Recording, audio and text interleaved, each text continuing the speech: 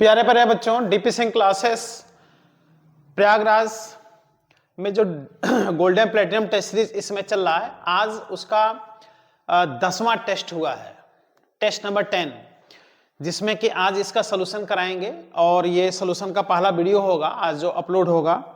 और प्यारे बच्चों, इस वीडियो में जो 45 क्वेश्चन है उसमें 15 क्वेश्चन इस वीडियो में आपका सलूशन मिलेगा। ऐसे ही आगे और भी वीडियो अपलोड कर देंगे जिसमें सारे क्वेश्चन धीरे धीरे आपके सॉल्व हो जाएंगे।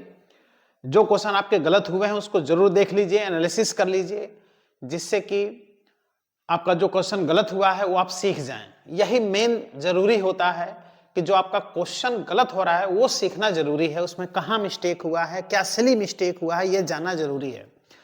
तो हम बता दें बेटा कि जो 10वां टेस्ट हुआ है आज, है ना, तो ये टेस्ट ऑलरेडी इसमें मैकेनिक्स का लास्ट का 2 टॉपिक आया था, जो कि बहुत ही इंपॉर्टेंट टॉपिक, ग्रेविटेशन और सिंपल हार्मोनिक मोशन, ग्रेविटेशन और एसएचएम।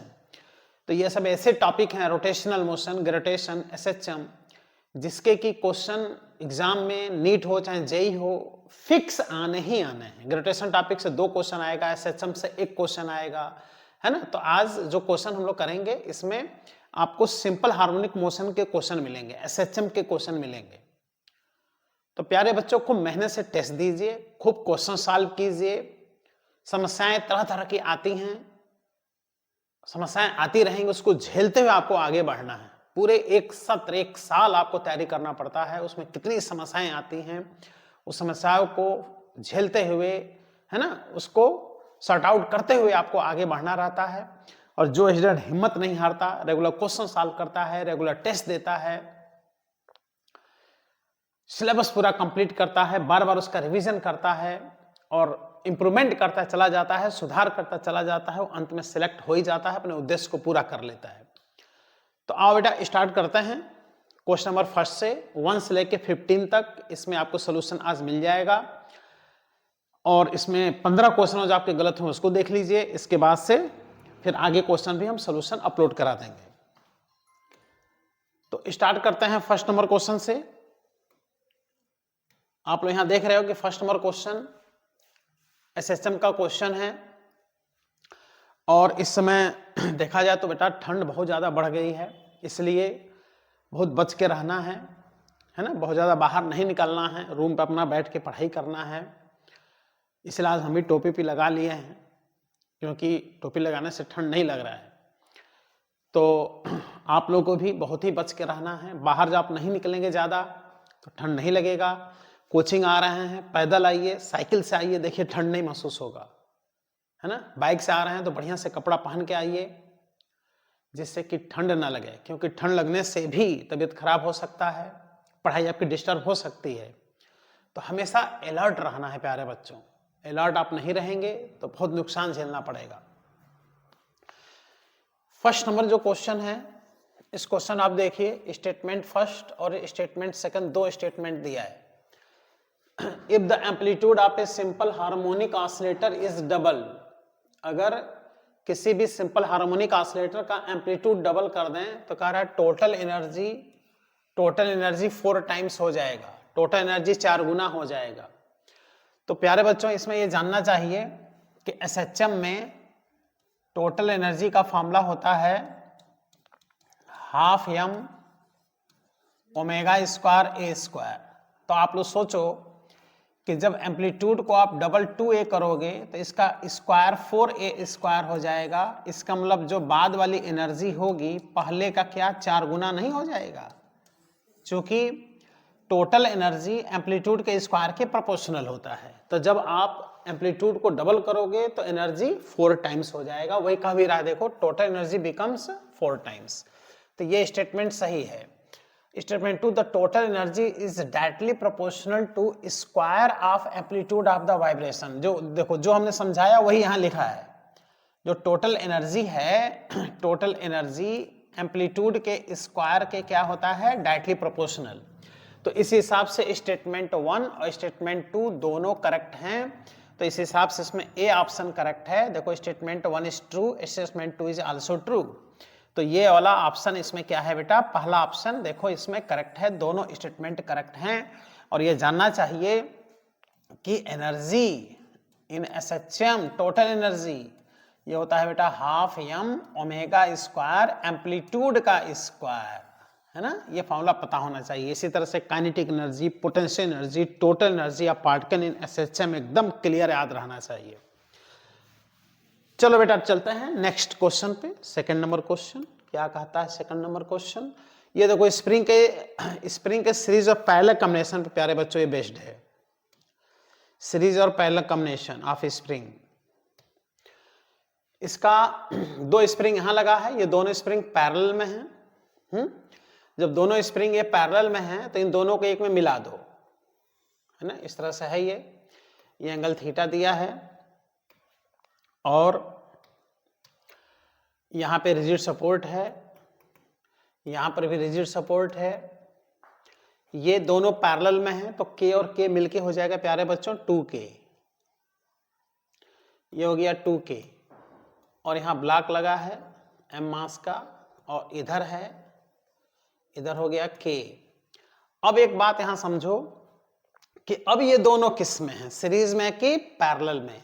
तो इस तरह से एक ब्लॉक के दोनों तरफ जब स्प्रिंग लगा रहता है तो ये तो भाई आपको प्रैक्टिस में रखनी चाहिए, ये दोनों पैरेलल में होते हैं। तो फिर ये दोनों पैरेलल हैं तो 2K और K मिलके हो जाएगा बेटा 3K। 2K और K मिलके नेट स्प्रिंग कांस्टेंट इसका हो जाएगा 3K। और स्प्रिंग मास सिस्टम का टाइम पीरियड, है ना, ग्रेविटी पर डिपेंड नहीं करता और इस एंगल पर डिपेंड नहीं करता, इसलिए इसका जो टाइम पीरियड हो जाएगा ये हो जाएगा प्यारे बच्चों 2 pi root over m, block का mass m upon total spring constant 3K। ये आंसर आएगा 2 pi root over m upon 3K। और ऐसा ऑप्शन यहां पे दिख रहा है ए ऑप्शन। ये जो पावर 1/2 है ये रूट है। तो ये दोनों पैरेलल हैं, फिर जब ये पैरेलल हो गए दोनों तो ये दोनों फिर पैरेलल हैं तो 2K और K मिलके 3K। ये आंसर सीधा सीधा दिख रहा है, बिना पेन चलाए भी इसको सॉल्व किया जा सकता था सीरीज और पैरेलल के हेल्प से। Next question, question number 3 number question है when a mass m is connected individually to spring of S1 S2 respectively, the oscillation frequencies are F1 F2 respectively if the same mass is connected with spring combination as shown in the figure। पहले individually spring S1 से m मास connect था तो उसकी frequency F1 है, फिर S2 से मास connect था तो इसका फ्रीक्वेंसी F2 है। अब कह रहा है अगर दोनों को सीरीज में कनेक्ट कर दिया जाए तो अब फ्रीक्वेंसी F है, तो इनमें रिलेशन पूछ रहा है। और प्यारे बच्चों ये एनसीईआरटी का क्वेश्चन है, बताओ एग्जाम में डायरेक्ट दे देगा एनसीईआरटी का ये क्वेश्चन। और इसको सीखते हैं।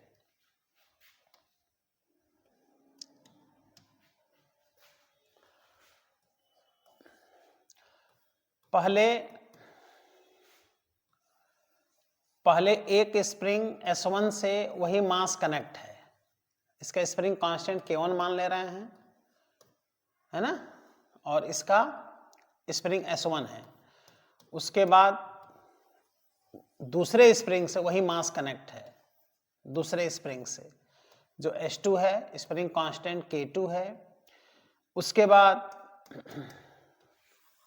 मतलब नीचे एक सरफेस है, उसके बाद इन दोनों स्प्रिंग को देखो ऐसे सीरीज में कनेक्ट कर दिया, सीरीज में S1 S2 सेम मास से। इसका स्प्रिंग कांस्टेंट K1 है, इसका स्प्रिंग कांस्टेंट K2 है। इसके ऑसिलेशन की फ्रीक्वेंसी प्यारे बच्चों F1 है, इसके ऑसिलेशन की फ्रीक्वेंसी F2 है, इसके ऑसिलेशन की फ्रीक्वेंसी F है। तो F का रिलेशन है ना, F का रिलेशन F1 और F2 के टर्म में बताना है। तो आराम से इसकी फ्रीक्वेंसी लिख लो, इसकी फ्रीक्वेंसी लिख लो, इसकी फ्रीक्वेंसी लिख लो, रिलेशन बना लो, आ जाएगा। और नेक्स्ट पेज पे सॉल्व करते हैं, जगह थोड़ा मिला यहां पर। तो पहले का जब फ्रीक्वेंसी आप लिखोगे तो टाइम पीरियड होता है 2 pi root over m by k, तो फ्रीक्वेंसी टाइम पीरियड का अपोजिट हो जाएगा। तो टाइम पीरियड लिखने से अच्छा फ्रीक्वेंसी लिख लो। देखो 1/f1 equal to 2 pi root over m upon k1। आओ देखो यहाँ पे देख लो, इसका k1 m, यहाँ k2 m, फिर दोनों सीरीज में हो गए। तो यहां से इसका स्क्वायर इसी लगे कर लो, देखो 1 upon f1 square is equal to, यह आ गया 4 pi square m upon k1। दूसरे डायग्राम का 1 upon f2 2 pi root over m upon k2, इसका स्क्वायर कर लो 1 upon f2 square 4 pi square m upon k2, ये आ गया सेकेंड इक्वेशन। तीसरे का हो जाएगा 1 अपान f 2 पाई, मास वही है लेकिन अब दोनों सीरीज में अब आ गए ना, तो सीरीज में net spring constant k1 k2 अपान k1 प्लस k2 होता है। k1 k2 अपान k1 प्लस k2 सीरीज में, तो इसका स्क्वायर कर लें तो 1 upon f square equal to 2 पाई का square 4 pi square m upon k1 k2 अपान k1 प्लस k2, तो यह आ गया 4 पाई स्क्वायर m और k1 प्लस k2 न्यूमरेटर में चला जाएगा, k1 k2 से डिवाइड हो जाएगा, तो ब्रैकेट में बच जाएगा 1 अपान k1 प्लस 1 अपान k2, ये आ गया थर्ड इक्वेशन, है ना। k1 प्लस k2 चला जाएगा ऊपर न्यूमरेटर में, k1 k2 से डिवाइड हो जाएगा तो ये बच जाएगा। अब फर्स्ट और सेकंड का आप लोग सम कर लो, है ना, फर्स्ट प्लस सेकेंड, तो ये आ गया 1 upon f1 square plus 1 upon f2 square, और जब सम करोगे बेटा तो 4 pi square m, 4 pi square m common हो जाएगा, ब्रैकेट में 1 अपान k1 प्लस 1 अपान k2 बच जाएगा, यानी ये वैल्यू आ जाएगा, और ये जब वैल्यू आ जाएगा तो इसको हम लिख देंगे 1 अपान f। तो जब सम करोगे तो 4 पाई स्क्वायर m देखो कॉमन हो गया, और ब्रैकेट में बच गया 1 upon f1 square plus 1 upon f2 square, अरे सॉरी 1 अपान k1 प्लस 1 अपान k2 है, यहाँ देखो मिस्टेक हो गया लिखने में, 1 अपान k1 प्लस 1 अपान k2। अब यहां से आ गया 1 upon f1 square plus 1 upon f2 square, और इस पूरे को क्या लिख सकते हो, देखो 4 पाई स्क्वायर m 1 अपान k1 प्लस 1 अपान k2 को लिख सकते हो 1 अपान f स्क्वायर, है ना। तो इसको लिख दें, 4 हटा लें और इसको लिख दें 1 अपान f स्क्वायर। तो प्यारे बच्चों यहाँ से 1 upon f square is equal to, ये जो वैल्यू आया इसमें f1 square plus f2 square LCM हो गया, f1 square into f2 square LCM हो गया यहाँ पर, है ना, एलसीएम। तो यहां से बच गया f1 square plus f2 square, अब इसको पलट दो तो f square is equal to आ गया f1 square into f2 square upon f1 square plus f2 square. अब रूट ले लो, तो जब रूट लोगे तो आ जाएगा f is equal to f1 f2, इसका रूट हो जाएगा f1 f2 upon root over f1 square plus f2 square. ये आंसर आ गया, और देखते हैं कौन सा ऑप्शन सही है। इसमें ऐसा ऑप्शन, यहाँ देखो स्क्वायर नहीं है, यहाँ भी स्क्वायर नहीं है, ये दिख रहा है डी ऑप्शन है। देखो f1 f2 upon root over f1 square plus f2 square. NCERT का बहुत इंपॉर्टेंट क्वेश्चन है। आई होप इस क्वेश्चन को आप लोग सही किए होंगे।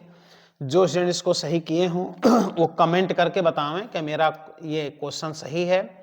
जो स्टूडेंट इस क्वेश्चन को सॉल्व कर लिया होगा, इसका मतलब उसका एसएचएम अच्छी तरह से उसका तैयार है ना।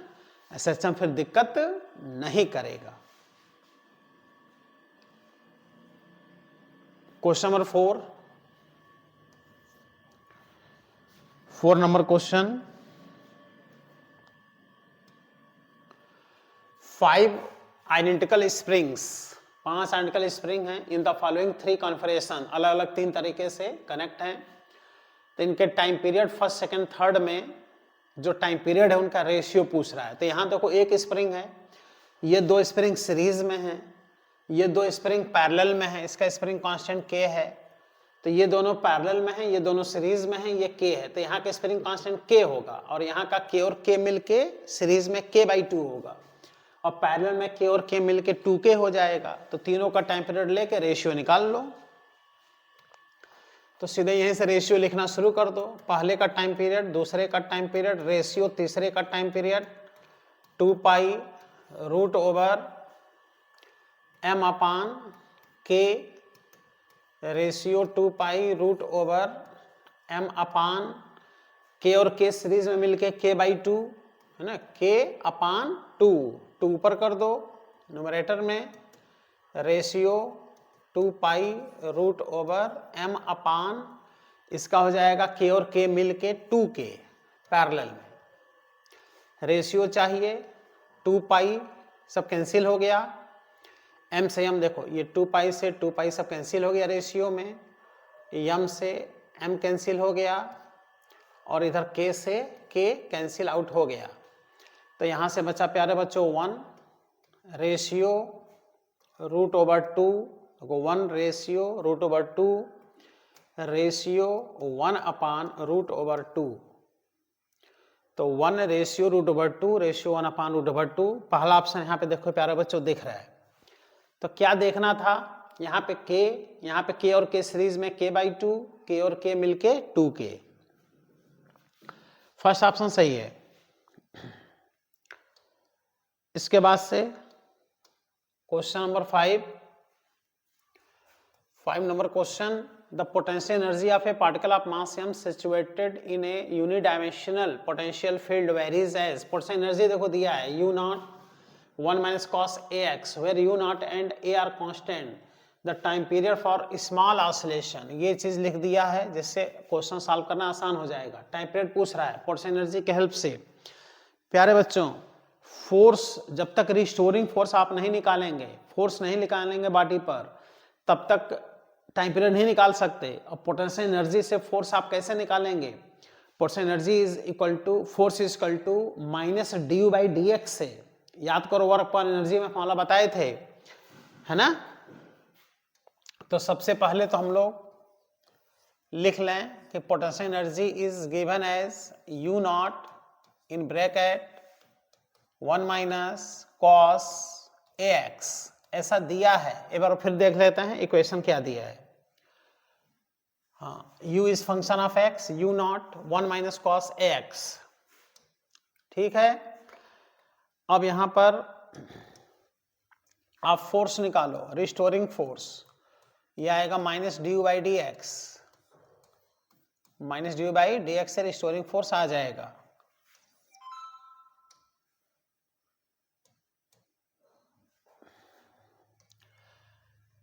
और फोर्स को लिख दो mass into acceleration minus d/dx, potential energy u0 bracket में 1 minus cos ax, mass into acceleration u0 बाहर कर दो, 1 का डिफरेंशिएशन 0, cos का डिफरेंशिएशन माइनस ये a sin ax, देख रहे हो। Mass into acceleration minus minus इधर प्लस हो गया, minus u0 into a sin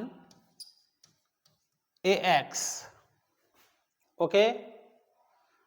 हाँ,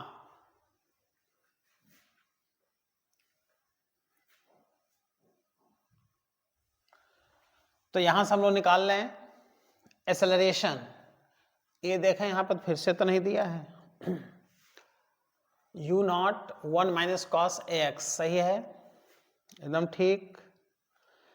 अब यहां से एक्सेलरेशन निकाल लें तो minus u naught a upon m sine a x. अब क्वेश्चन में आप लोग देखो बेटा, स्पष्ट लिखा है स्मॉल ऑसिलेशन। एसएचएम में खूब हम बताए हैं, स्मॉल ऑसिलेशन जब होगा तो ये जो ए एक्स एंगल है वेरी स्मॉल होगा। थीटा इज मतलब ए एक्स को थीटा मान ले रहे हैं, theta is very small angle के लिए ऑसिलेशन होगा। और ये पता है कि वेरी स्मॉल एंगल में साइन थीटा को केवल थीटा लिखा जाता है। तो यहाँ पे साइन ए एक्स को हम लोग केवल क्या लिख देंगे, ए एक्स, है ना। देखो साइन ए एक्स को केवल ए एक्स लिख देंगे वेरी स्मॉल ऑसिलेशन के लिए, वेरी स्मॉल एंगल के लिए। कई बार ये पढ़ाते समय हम बता चुके हैं कि वेरी स्मॉल एंगल के लिए साइन थीटा थीटा होता है, टेन थीटा थीटा के बराबर होता है, कॉस थीटा 1 होता है। तो यहां से इसको ए एक्स लिख दें तो यहां से एक्सेलरेशन आ गया minus u not into A upon mass m, minus u naught A upon mass m, और साइन ए एक्स को ए एक्स लिख दिया स्मॉल ऑसिलेशन के लिए, इट इज ए एक्स। तो इस तरह से एक्सेलरेशन आ गया minus u naught a square upon m into x. अब एक्सेलरेशन के कॉन्सेप्ट से आप इसका कंपैरिजन कर लो। तो acceleration is equal to minus omega square into displacement से इसका कंपैरिजन कर लो। तो omega square is equal to u naught a square by m, ये दिख रहा है। देखो ये एसएचएम का कंडीशन है, जब तक बॉडी इस कंडीशन को फॉलो नहीं करता तब तक एसएचएम करेगा ही नहीं।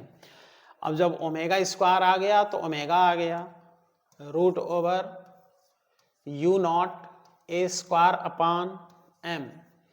ओमेगा को लिख दो बेटा 2 pi by t root over u naught a square by m. तो यहां से आ गया time period 2 pi root over a square u naught by m. ये आ गया प्यारे बच्चों इसका टाइम पीरियड।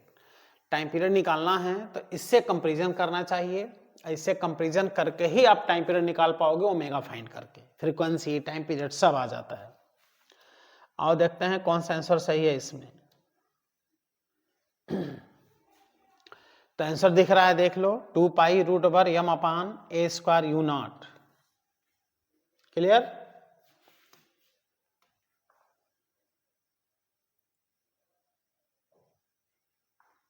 आंसर में बेटा टी इक्वल जब निकालोगे तो 2 पाई के साथ m आएगा। थोड़ा सा हमने उल्टा लिख दिया यहाँ, आओ इसको सही करते हैं। ये चीज तो उल्टा लिखा गया है, अपोजिट। जब टाइम पीरियड आप फाइंड करोगे तो 2 पाई का इधर मल्टीप्लाई होगा ना, तो यहां आ जाएगा m upon a square into you not, ये आंसर आएगा। ठीक है, तो आंसर देखते हैं। इसका आंसर ये है, देख लो। ठीक है, तो इसको जो है अपने मन से एक बार और सॉल्व करके क्वेश्चन प्रैक्टिस कर लीजिएगा, क्योंकि ये भी एनसीईआरटी में ही क्वेश्चन दिया है। बहुत इंपॉर्टेंट क्वेश्चन, डायरेक्ट एग्जाम में आ जाएगा, एनसीईआरटी का क्वेश्चन है। और next question 6 number question. A body is executing simple harmonic motion at a displacement x. Its potential energy is E1 and at a displacement y, its potential energy is E2. अब देखो SHM में potential energy का formula पता होना चाहिए। Potential energy का formula होता है half m omega square y square, displacement का स्क्वायर। तो इस वाले में डिस्प्लेसमेंट x दिए हैं, है ना। देखो x दिए हैं पहले वाले में, दूसरे वाले का डिस्प्लेसमेंट y दिए हैं, पोटेंशियल एनर्जी इसका E1 है, इसका एनर्जी E2 है, तो दोनों के सम के लिए पोटेंशियल एनर्जी का रिलेशन पूछ रहे हैं।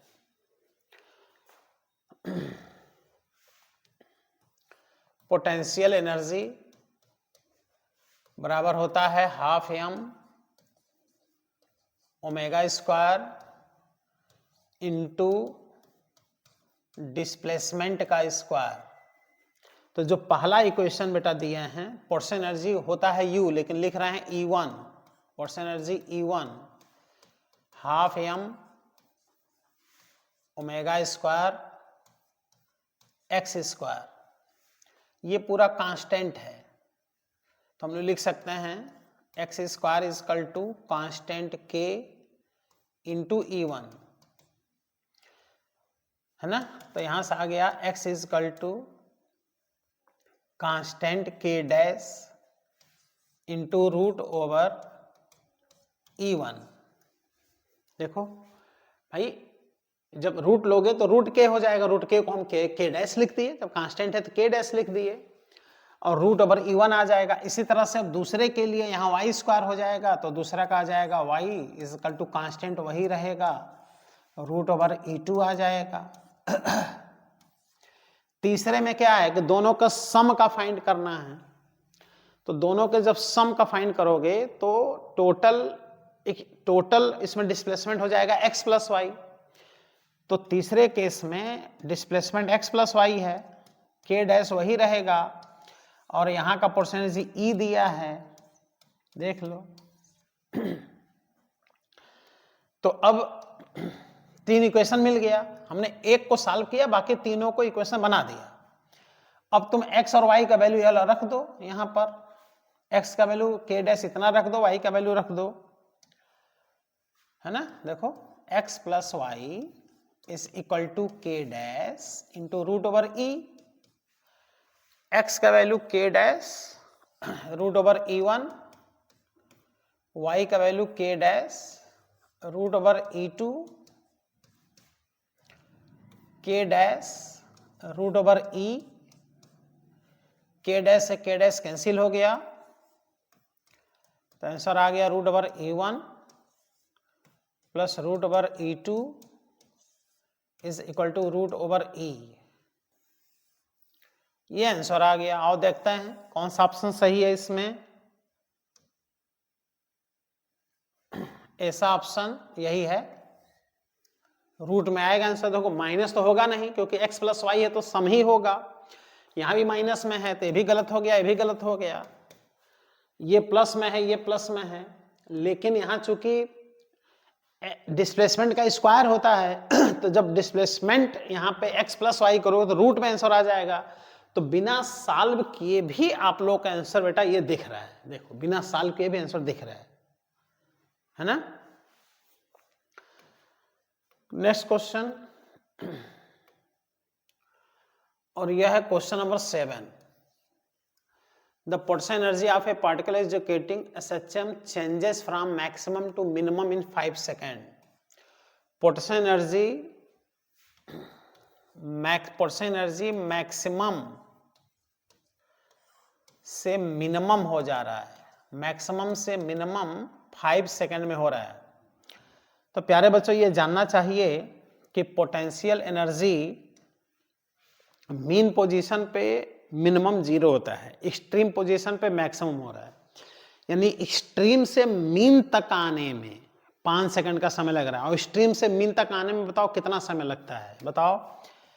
टोटल टाइम पीरियड का 1/4 यानी t/4 बराबर है 5, तो टाइम पीरियड आ गया 20 सेकेंड, है ना। एक्सट्रीम से मीन तक आने में t/4 टाइम लगता है, तो टाइम पीरियड देखो 20 सेकेंड आ गया। ऐसा ऑप्शन देखो यहाँ दिया है, वो दिया था 5 सेकेंड, वो t/4 दिया था, हमको टाइम पीरियड चाहिए 20 सेकेंड, आंसर आ गया। क्योंकि पोटेंशियल एनर्जी मैक्सिमम एक्सट्रीम पर होता है, मिनिमम मीन पर होता है 0। क्वेश्चन नंबर 8 नंबर क्वेश्चन,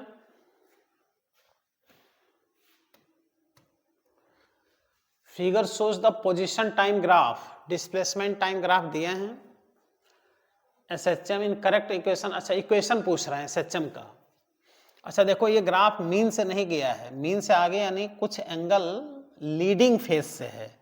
तो सब में देखो प्लस प्लस प्लस दिया है, π/6 π/6 π/6 π/3। एम्पलीट्यूड देखो इसका 4 है ना, 4 एम्पलीट्यूड है, तो सब में एम्पलीट्यूड यहाँ 4 है 4 है 4 है, यानी ये गलत हो गया। 4 इन्हीं तीनों में हम लोग को देखना है। और टाइम पीरियड कितना है, देखो एम्पलीट्यूड तो 4 है और टाइम पीरियड कितना है, तो टाइम पीरियड यहाँ से देखो है ना, यहाँ से चल के जब यहाँ तक आएगा, यहाँ तक, तब जाके एक SHM कंप्लीट होगा, लेकिन ये टाइम निकाल नहीं पाओगे। लेकिन यहाँ से देखो ये आधा जो टाइम पीरियड है 5 से लेके 11 तक, यानी टाइम पीरियड जो है वो 11 - 5 यानी आ गया 6, और ये तो आधे का हो गया, ऐसे डबल कर लो तो 11 - 5 × 2, टाइम पीरियड आ गया कितना बेटा, 12 सेकेंड। 12 सेकेंड का टाइम पीरियड आ गया। बोलो, देखो 5 से लेके 11 तक ये आधा ऑसिलेशन का टाइम पीरियड 6 सेकेंड है, तो इसी का डबल कर लो तो 12 सेकेंड का टाइम पीरियड आ गया। अब फेज देख लो, फेज कितने का है,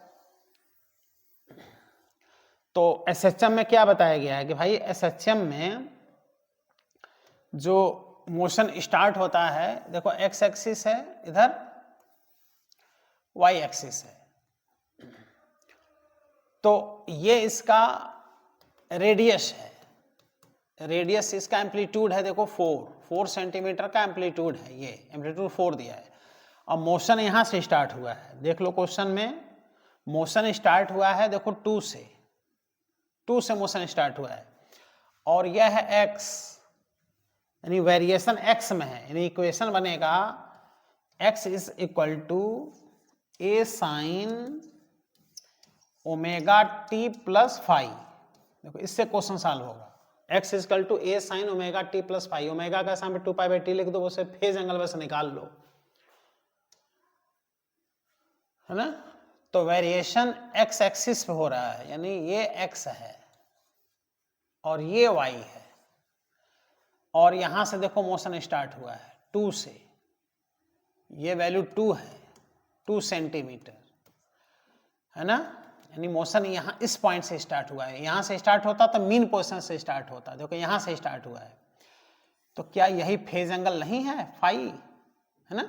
अब ये फेज एंगल निकालना है तो इसको नीचे ड्रॉ कर लो, ये भी रेडियस है, ये भी देखो 4 आ गया, ये 2 है तो ये भी 2 आ गया, और हाइपोटेन्यूज परपेंडिकुलर पता है, तो यहाँ से साइन फाई का वैल्यू आ गया 2/4 = 1/2।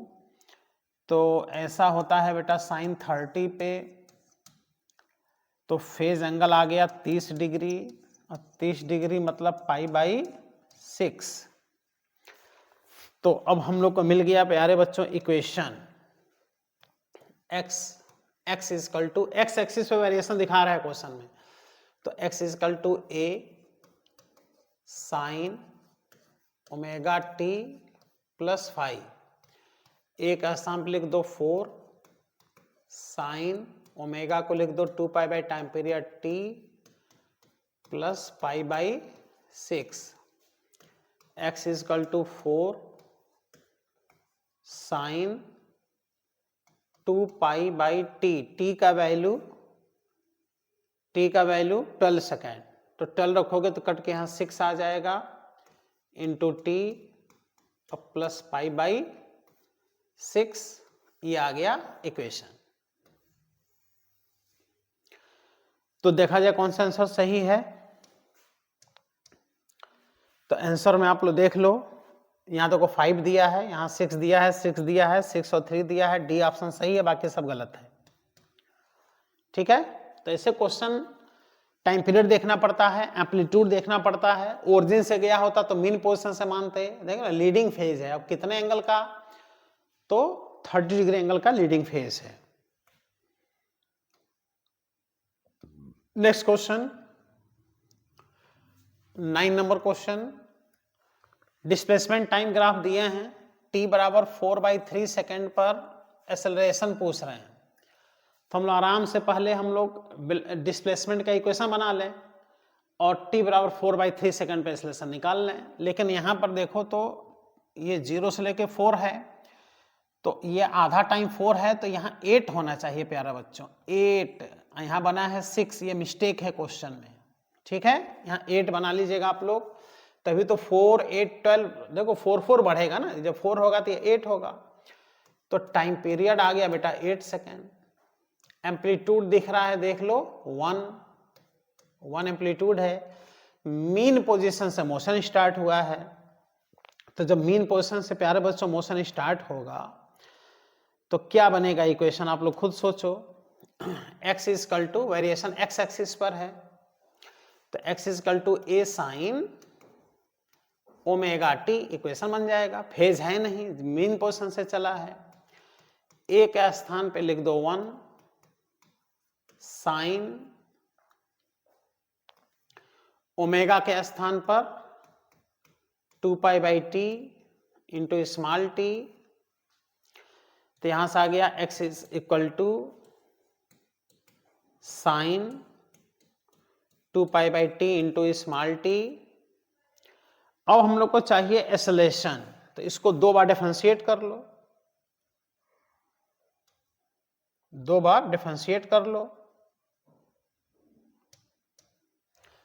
तो x is equal to sine 2π/t into small t, तो वेलोसिटी आ गया। डिफरेंशिएशन करो तो साइन का हो गया cos, और इसका जो डिफरेंशिएशन होगा t का कोएफिशिएंट 2π/t बाहर आ जाएगा, और साइन का हो जाएगा प्यारे बच्चों cos 2π/t into small t। एक बार और डिफरेंशिएट करो तब एक्सेलरेशन आएगा, और cos का डिफरेंशिएशन माइनस 2π/t, cos का sine 2π/t into small t। फिर इसका डिफरेंशिएशन करोगे तो 2π/t बाहर आकर के इसका कर देगा स्क्वायर। अब वैल्यू रख लो, 2 का स्क्वायर 4 पाई स्क्वायर, और टाइम पीरियड देखो कितना आया है।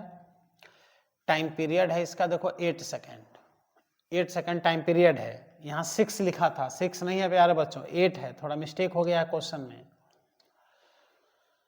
तो यहाँ 8 का स्क्वायर 64 साइन 2π/t, t का स्थान पे 8, और कितने सेकंड में कह रहा है 4/3 सेकंड, 4/3 लिख दो, और 4 से ये कैंसिल होके 16 आ गया है ना, और 4 और इंटू 2 से 8 कट गया, तो इस तरह से एक्सेलरेशन आ गया माइनस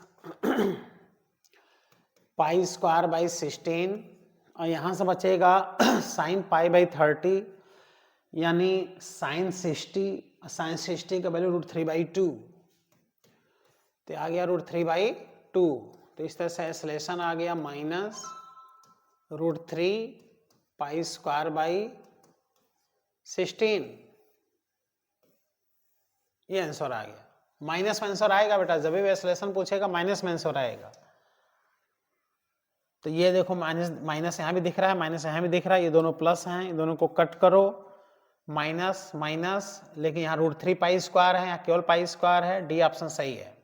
तो इक्वेशन से सॉल्व करना था, पहले इक्वेशन बना लेते, क्योंकि डिस्प्लेसमेंट दिया है, तो डिस्प्लेसमेंट का इक्वेशन बनाने से डिफरेंशिएट कर दो तो वेलोसिटी आएगा, एक बार और डिफरेंशिएट कर दो तो एक्सेलरेशन आ जाएगा।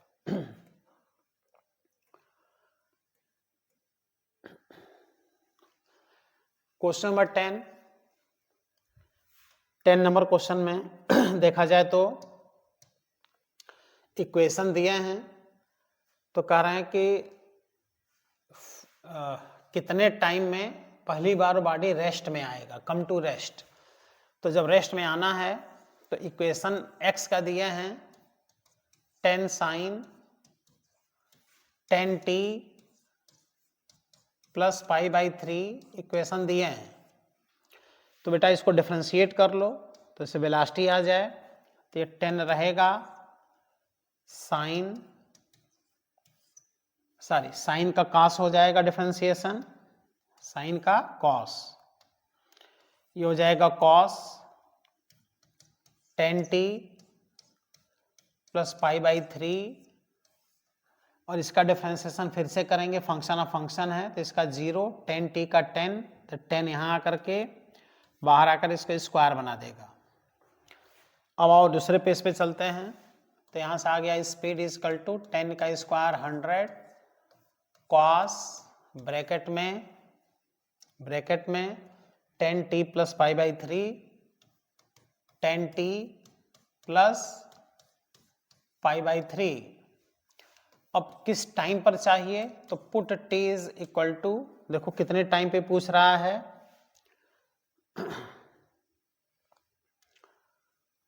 The motion start t is equal to 0 when does the particle come to rest. अच्छा, कितने टाइम पर बॉडी रेस्ट में आएगा, है ना। तो t निकालना है, t क्या करना है, फाइंड करना है, और रेस्ट में लाना है तो इसको 0 कर दो। 100 cos 10t plus pi by 3, है ना, टाइम ही फाइंड करना है हम लोगों को। तो ये इधर आके 0 हो गया, तो cos 10t plus pi by 3 equal to 0 आ गया। ऐसा cos 90 पर होता है, cos पाई बाई 2 पर होता है, तो 10t plus pi by 3 equal to pi by 2 आ गया। 10t plus pi by 3 equal to, प्यारे बच्चों, आ गया पाई बाई 2, तो यहाँ से 10t equal to pi by 2 minus pi by 3, 10t is equal to pi by 2 minus pi upon 3, 6 LCM हो गया, 3 pi minus 2 pi equal to pi by 6 आ गया। तो यहाँ से टाइम आ गया प्यारे बच्चों pi upon 60 second. Pi upon 60 second पर बॉडी किस में आ जाएगा, रेस्ट में। तो यहाँ पर आंसर दिख रहा है, यहाँ पाई अपान 30 है, पाई अपान 60, बी ऑप्शन सही है, पाई अपान 40, पाई अपान 80, बी ऑप्शन इसमें सही है। डिफ्रेंशिएट करके वेलोसिटी निकाल दिया, वेलोसिटी को 0 कर दिया, अपने आप टाइम का वैल्यू निकल आया।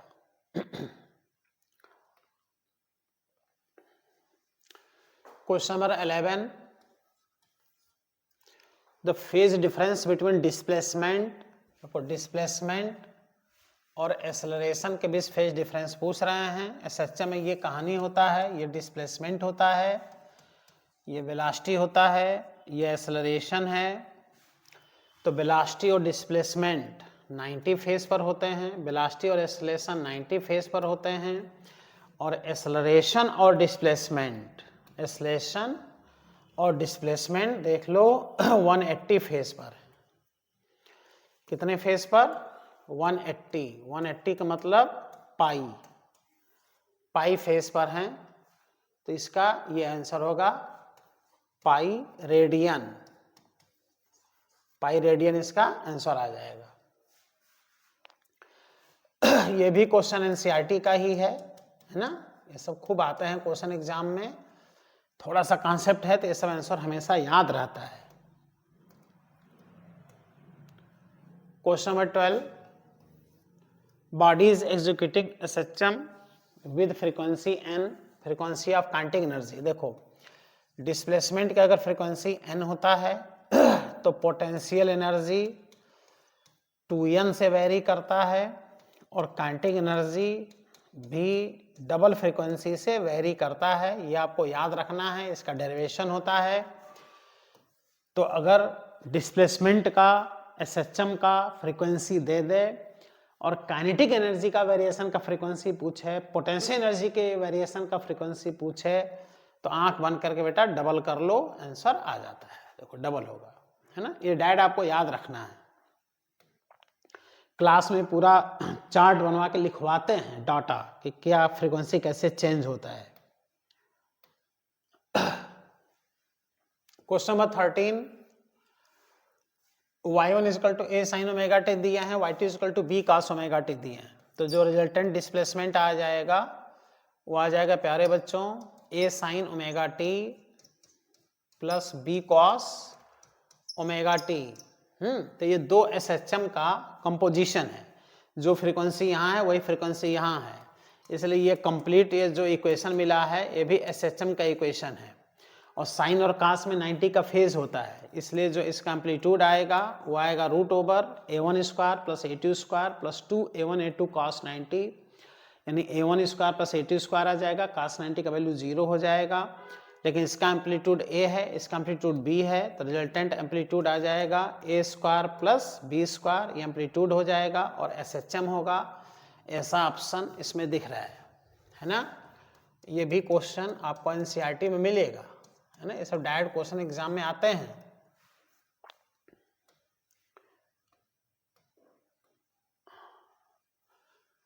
Question 14, the period of oscillation of mass m suspended from spring of negligible mass is t, है ना। स्प्रिंग से एक ब्लॉक सस्पेंड है तो उसका टाइम पीरियड होगा 2 पाई √m/k। अब कह रहा है कि जो मास रखा है उसी पे एक और मास ला कर रख दिया जाए, if along with it another mass m is also suspended, तो टाइम पीरियड, तो अब टाइम पीरियड बेटा 2t' लिख लो, 2 पाई लिख लो, √ एक और मास रख दिए तो यहाँ 2m लिख दो, और k वही रहेगा, है ना। तो 2 का रूट बाहर कर दो और जो 2 पाई √m/k बचेगा उसको t लिख दो, यानी अब जो टाइम पीरियड आ जाएगा वो √2t आ जाएगा। ये क्योंकि पहले मास m था, बाद में 2m कर दिया, तो इक्वेशन में k तो वही रहेगा, स्प्रिंग कांस्टेंट, मास डबल हो जाएगा और √2 टाइम्स ऑफ t आ जाएगा। Question number 15, identify the function which represent a periodic motion. कौन सा इसमें फंक्शन है जो पीरियाडिक मोशन को रिप्रेजेंट करता है। तो देखो e⁻⍵t में टाइम जैसे जैसे बढ़ेगा ये वैल्यू लगातार बढ़ेगा, रिपीट नहीं करेगा पाथ को, इसलिए ये पीरियाडिक नहीं नॉन पीरियाडिक है। log ⍵t में t का वैल्यू बढ़ता जाएगा तो log का वैल्यू बढ़ता चला जाएगा, पाथ रिपीट नहीं होगा, नॉन पीरियाडिक मोशन है। e⁻⍵t में t बढ़ेगा तो डिस्प्लेसमेंट लगातार कम होता जाएगा, नॉन पीरियाडिक है। यही एक ऐसा इक्वेशन है, देख लो अभी हमने बताया पीछे कि दो SHM का कंपोजिशन है, इसलिए ये SHM भी है और साथ में पीरियोडिक भी है। SHM and periodic motion both, SHM भी है और पीरियोडिक मोशन भी है ना। तो इसको कह रहा है पीरियोडिक कौन है, तो यही एक ऑप्शन है C, जो पीरियोडिक और SHM दोनों है। क्योंकि सभी SHM पीरियोडिक होते हैं लेकिन सारे पीरियोडिक SHM नहीं होते, ये क्लियर होना चाहिए। तो थैंक यू प्यारे बच्चों, 45 क्वेश्चन में हमने 15 क्वेश्चन सॉल्व करा दिया। ऐसे ही 2 वीडियो में और छोटे छोटे पार्ट में सॉल्व करा देंगे, क्योंकि बड़ा टाइम लगता है बेटा सॉल्व कराने में। एक तो ठंड का सीजन है, थोड़ा थकान लगने लगता है, दिन भर ऑफलाइन क्लासेस रहती हैं। तो इन 15 क्वेश्चन में आपके जो गलत हुए हैं उनके एनालिसिस कर लीजिए। ऐसे ही आगे भी क्वेश्चन भी सॉल्व करा देंगे, तो 2-4 क्वेश्चन और जो मिस्टेक हुए हों उसके भी एनालिसिस आप लोग कर लीजिएगा, जिससे कि टेस्ट में जो क्वेश्चन आपके नहीं सॉल्व हो पा रहे हैं वो आपका सलूशन हो जाए। यही जरूरी होता है। एक तो हिम्मत बांध करके टेस्ट देना, टेस्ट देने के पहले जो टॉपिक है उसका रिवीजन करना, पूरा कोर्स पढ़ना, साथ में जो क्वेश्चन आपके गलत हो रहे हों, भाई जो अच्छे बच्चे हैं, है ना, जो मेहनती बच्चे हैं, उनके सारे क्वेश्चन थोड़े गलत होंगे। 45 में मैक्सिमम आपको 5 क्वेश्चन 10 क्वेश्चन देखना होगा, तो उसके एनालिसिस जरूर कर लीजिए, जिससे कि आपकी जो कमी है उसका सुधार हो। ये बहुत जरूरी है, ठीक है। तो 45 क्वेश्चन में से 15 क्वेश्चन आज सॉल्व करा दिए, आगे फिर सॉल्व करा के वीडियो अपलोड कर देते हैं, इसको जरूर देख लीजिएगा। थैंक यू प्यारे बच्चों।